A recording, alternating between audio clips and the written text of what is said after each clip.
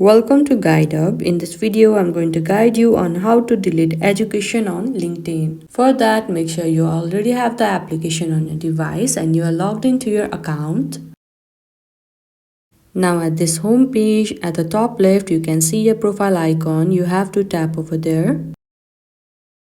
Again, you need to tap on View Profile. If you haven't added your education yet, you can tap on Add Section option. There you can see the option of add education. All you can do is tap over there and fill down your education information.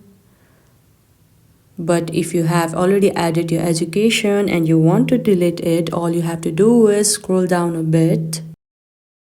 There you can see your education section. And just beside there at the top right, you can see the pencil icon. Tap over there.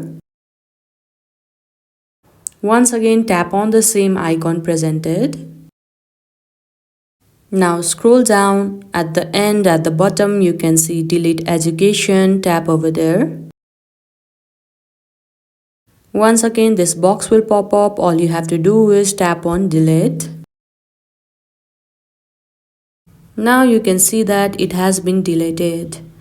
To check it, you can go to your profile and scroll down, and there you can't see the education section.